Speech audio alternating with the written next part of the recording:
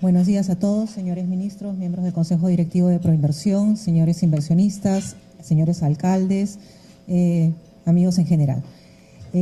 Yo tengo a mi cargo la presentación del proyecto. Vamos a hacer una presentación bastante general sobre el proyecto. Mucha de la información que se va a presentar el día de hoy, probablemente aquellas empresas que ya han revisado con detenimiento el perfil ya tienen conocimiento de ella. Hay alguna información que en el devenir de los últimos días hemos venido actualizando y afinando, toda vez que el proyecto a la fecha está en la etapa de elaboración de los estudios de factibilidad.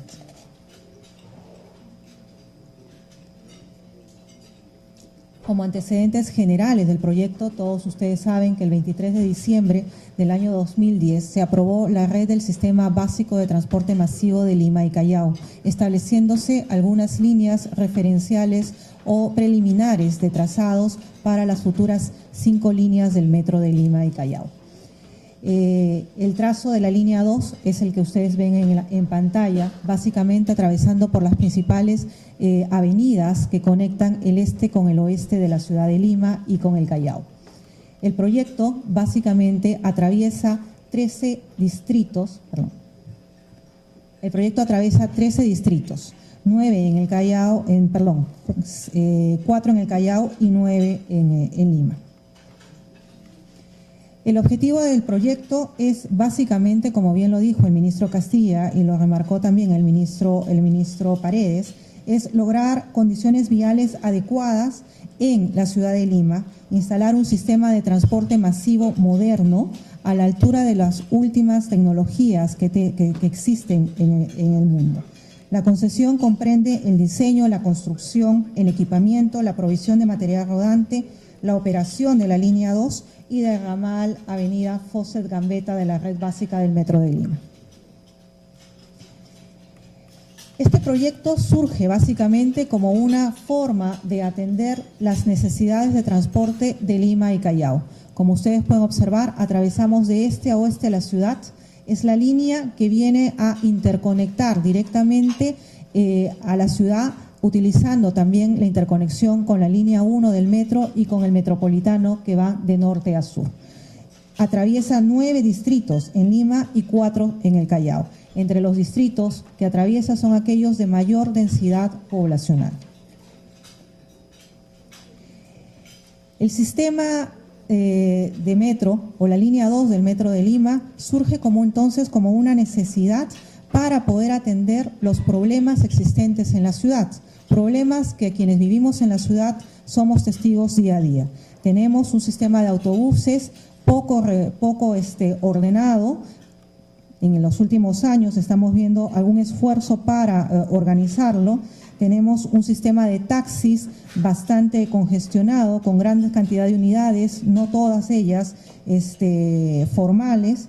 Tenemos también, y dentro del esquema de solucionar estos problemas, una línea 1 del metro de Lima que trata de conectar norte-sur.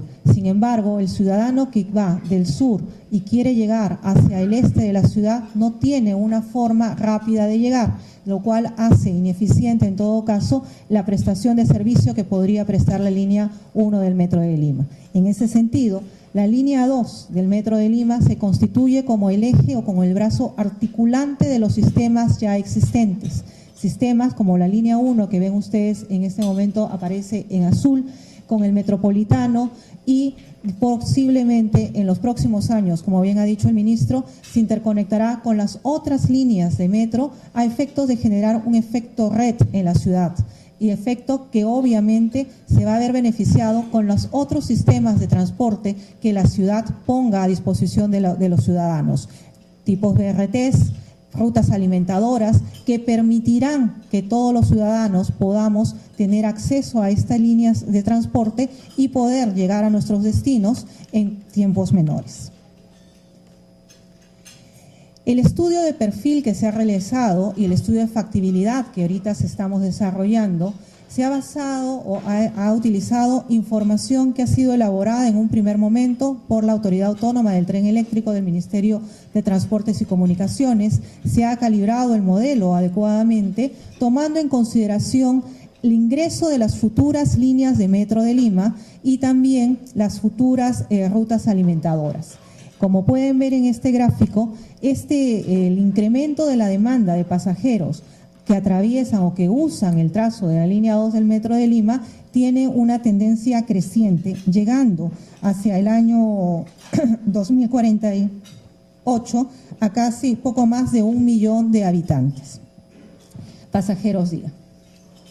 En este gráfico lo que podemos observar es un poco cuál es la capacidad o el número de pasajeros que utilizarían el Metro de Lima, la línea 2, en las diferentes estaciones. Este gráfico o esta evaluación que se hace de la demanda nos va a permitir a futuro poder dimensionar adecuadamente las diferentes estaciones de las líneas 2 y de ramal Fawcett-Gambetta.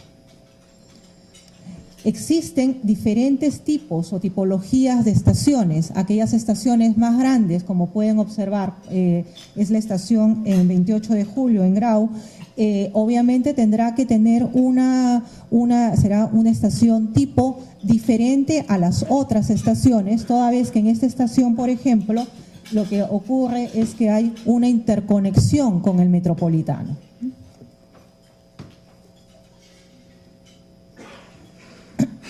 El trazo.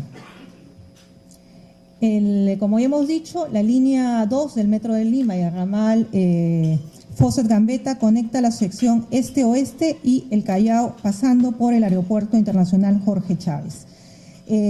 Lo principal acá es tener presente que la línea 2 del Metro de Lima va a conectar, no alcanza, acá está.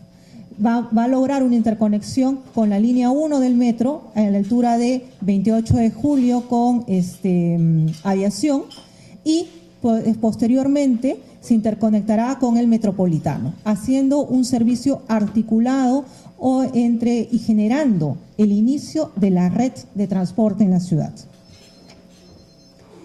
El trazo ha tomado en consideración diferentes aspectos. Probablemente el más importante para señalar es que en la planimetría lo que se ha considerado es que el trazo va a ir básicamente por debajo de avenidas principales, evitando en la mayoría de los casos atravesar zonas que puedan generar impacto en algunos restos arqueológicos o monumentos históricos y patrimonio nacional de la ciudad.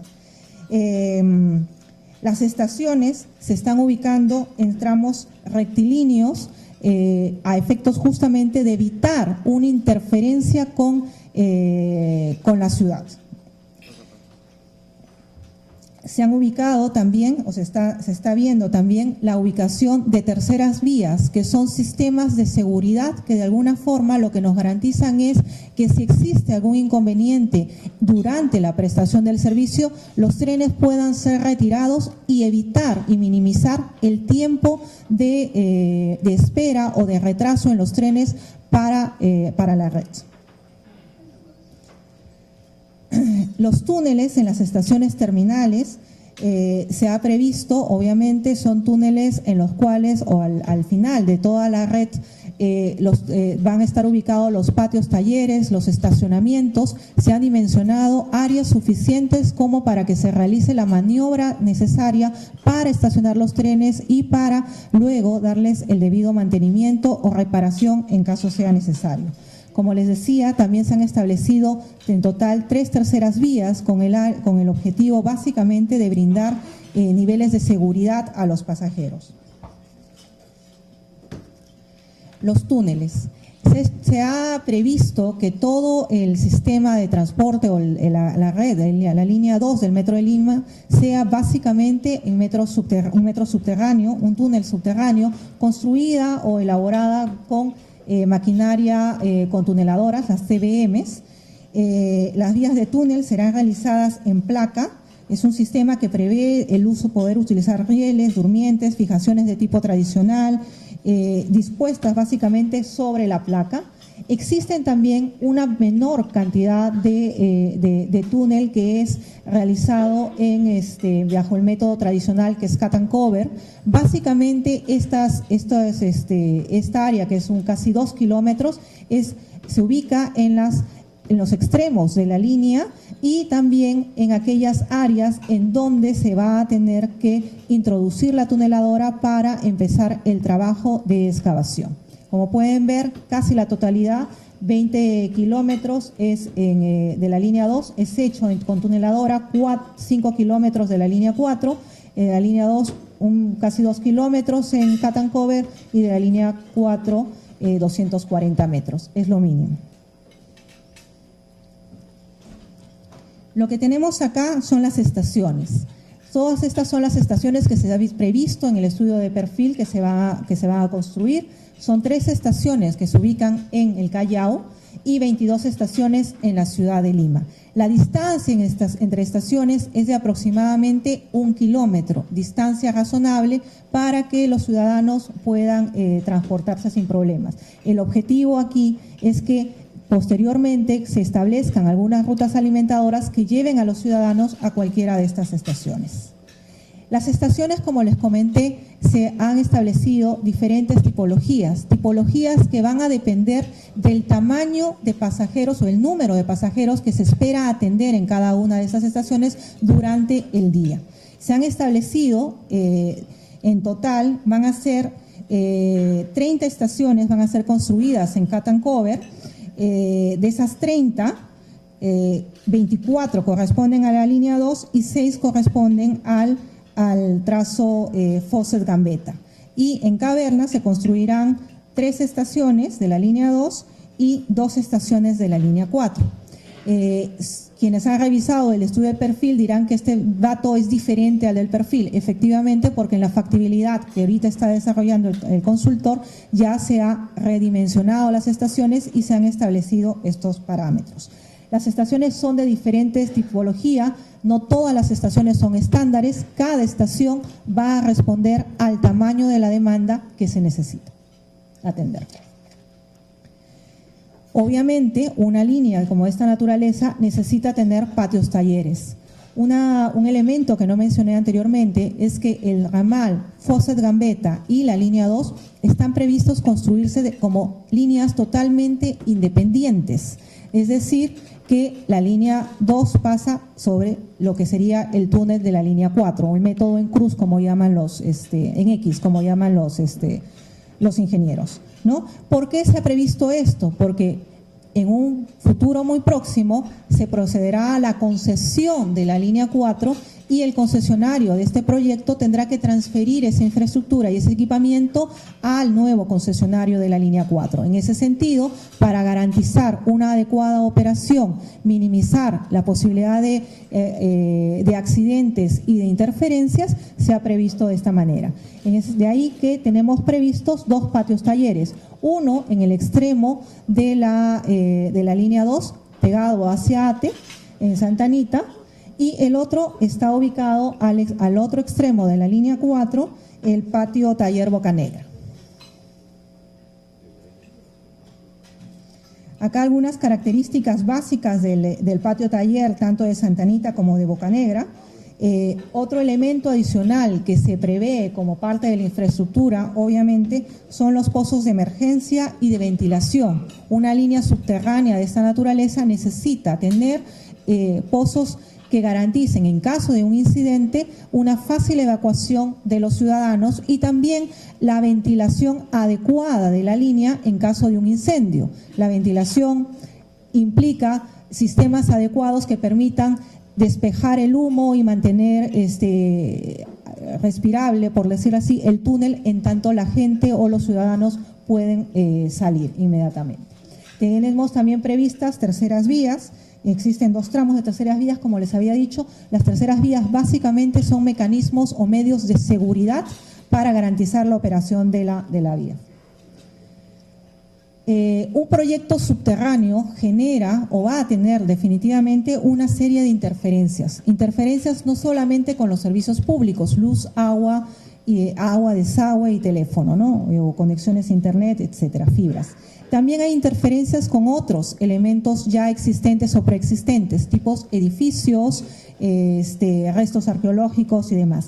El trazado que se ha previsto para este proyecto está básicamente orientado a minimizar el número de interferencias o el número de afectaciones tanto con estructuras ya preexistentes. Tenemos pasos a desnivel, sobre todo en el Callao, hay muchos pasos a desnivel, se está tratando justamente que el trazo de la línea evite en lo máximo posible efectos sobre estas infraestructuras ya existentes.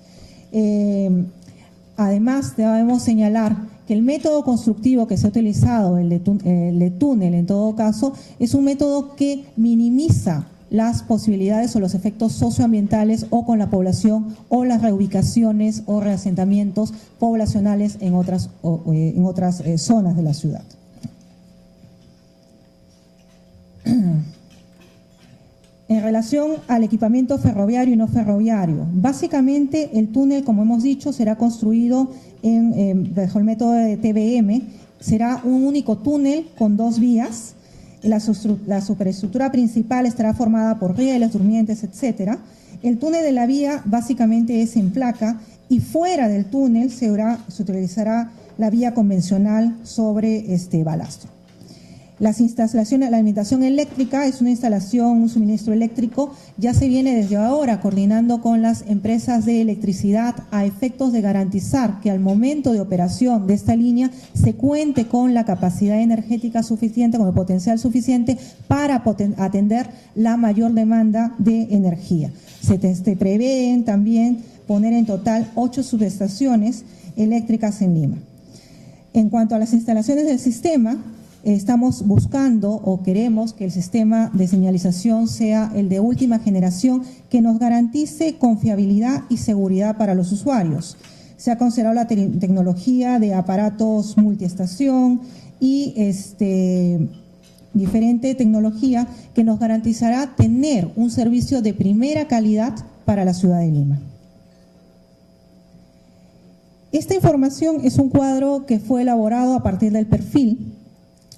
La idea principal es mostrarles que la línea 2 del Metro de Lima y el proyecto en general está ya previendo las futuras incorporaciones de material rodante durante todos los años de ejecución de la concesión.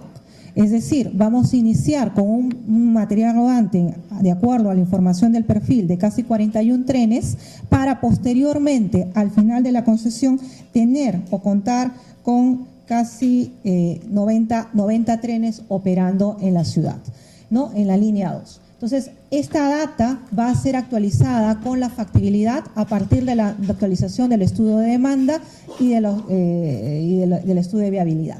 Un tema importante acá es que se está buscando que las frecuencias de atención de trenes en hora punta sea de 3 minutos. Sin embargo, el sistema va a estar preparado para poder atender incluso frecuencias hasta 1,5 minutos entre trenes, ¿no? Los trenes en total se está previendo que sean trenes de 6 coches, cada uno con una capacidad de 200 pasajeros, es decir, que estaríamos en capacidad de transportar 1.200 pasajeros por viaje. Los costos del proyecto, como bien que me ha dicho el ministro Castilla, estamos bordeando los 5.300 millones de dólares. Acá probablemente el tema más importante es indicar que el mayor porcentaje de la inversión de todo este proyecto está centrada en la parte de infraestructura, que es básicamente la construcción de los túneles y el equipamiento electromecánico. Las expropiaciones, el costo de expropiaciones también ha sido contemplado en el proyecto, en la evaluación económica financiera. Como les decía, expropiaciones van a haber básicamente en la zona donde ubicaremos las estaciones y también los patios talleres. El gasto de operación y mantenimiento, acá lo importante es señalar que también hemos contemplado cuál va a ser el costo de operación y mantenimiento del proyecto durante los 35 años de la concesión, Obviamente los 2 primeros años son costos mucho menores debido a que estaría operando solamente el primer tramo de la línea 2, que sería el tramo que va entre Santa Anita y Estación Central. Con el tiempo se irá incrementando la forma de financiamiento de estos costos de operación y mantenimiento. Obviamente parte deberán ser pagados o cubiertos a través de los ingresos por tarifa. O, en todo caso, dependiendo de cómo se regule en un futuro el sistema de boletaje de la ciudad de Lima, se preverá garantizarle los ingresos al concesionario para cubrir los costos de operación y mantenimiento. Lo que tenemos a continuación es básicamente una estructura o un diagrama de cómo se está previendo la construcción de la línea 2 del Metro de Lima. Tenemos un proyecto que lo hemos dividido en 2 grandes fases. La primera fase sería desde Santa Anita hasta Bolognesi, Estación Bolognesi, Estación Central, y en ese proyecto, en ese tramo, estaríamos trabajando básicamente con 4 tuneladoras, y posteriormente, concluido ese tramo, las tuneladoras pasarían a trabajar la zona correspondiente al tramo 2 del proyecto.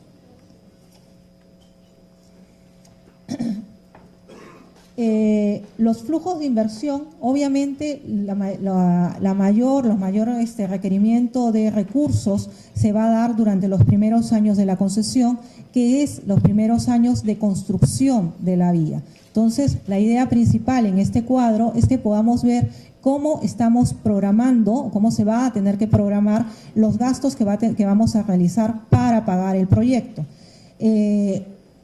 Este financiamiento, como bien señaló el ministro Castilla, será en parte con recursos del Estado y, dependiendo de la evaluación económica y financiera, con recursos del concesionario.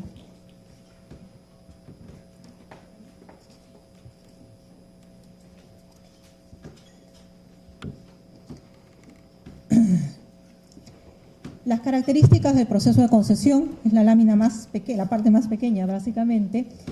Estamos previendo que el concesionario va a ser responsable del diseño, el financiamiento, la construcción, equipamiento electromecánico, provisión de material rodante, operación y mantenimiento del proyecto. Todos los lineamientos técnicos van a ser establecidos en las bases, en el contrato y en el contrato de concesión. El día de ayer ha sido publicada la primera versión del contrato. El capítulo correspondiente a las especificaciones técnicas será publicado la segunda semana de abril probablemente, una vez hayamos concluido los estudios de ingeniería correspondientes. El plazo de la concesión es un plazo de 35 años contados desde la fecha de cierre, es decir, desde la fecha de suscripción del contrato de concesión. El concesionario se obliga a cumplir con todas las exigencias que se establezcan en las bases y, obviamente, en caso de que no incumpla con alguna de estas exigencias, le serán aplicables penalidades o cualquier otra disposición aplicable. La modalidad y tipo de contrato es un contrato de DFBOT, Design, Finance, Will, Operate and Transfer, en el cual el Ministerio de Transportes y Comunicaciones responde como la entidad concedente. El esquema cofinanciero es una concesión cofinanciada, y la concesión deberá contener la inversión que se considere básicamente,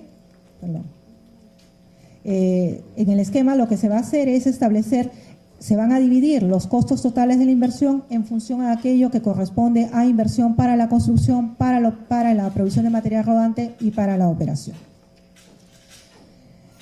Los requisitos han sido publicados ya a través de la segunda circular del proceso. Ya se han establecido una primera lista de requisitos, tanto técnicos como financieros, que vamos a solicitar a aquellas empresas interesadas en conformar consorcios y participar en el proceso.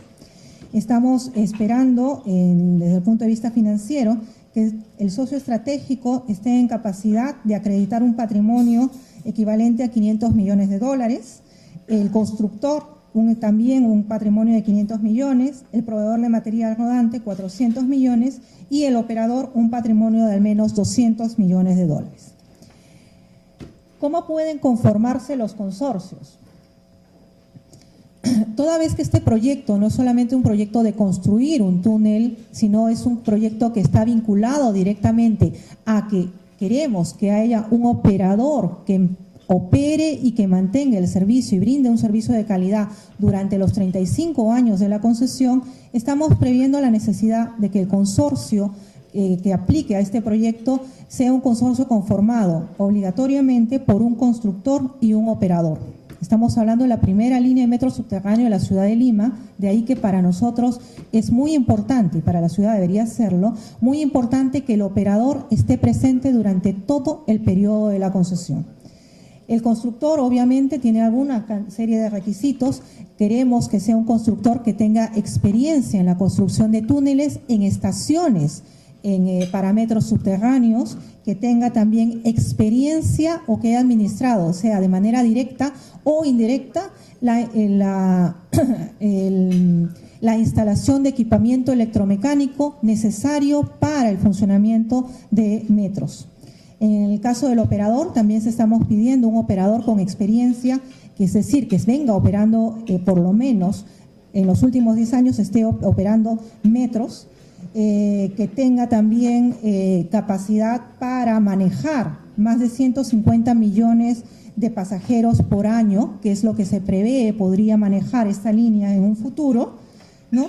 En el caso del operador, estamos viendo que si bien es cierto, puede haber un operador con suficiente capacidad para participar en esta concesión, de repente legalmente no les es permitido poder participar, de ahí que puede asociarse con un operador más pequeño, pero firmar un contrato de asesoría técnica en operación, pero este asesor técnico en operación deberá estar presente en la concesión por lo menos durante los primeros 15 años. En la versión del contrato de concesión que fue publicada el día de ayer, ya se establecen también algunos requisitos mínimos para este asesor en operación y el tipo de personal que obligatoriamente deberá permanecer en la concesión asesorando a su operador. En el caso del proveedor de material rodante, lo que queremos es que sea una empresa que tenga capacidad para producir los trenes que nosotros estamos solicitando, trenes básicamente GOA 4. De ahí que se está pidiendo empresas que tengan capacidad, experiencia aprobada, produciendo trenes GOA 3 y GOA 4. Y bueno, se les pide un patrimonio de 400 millones de dólares.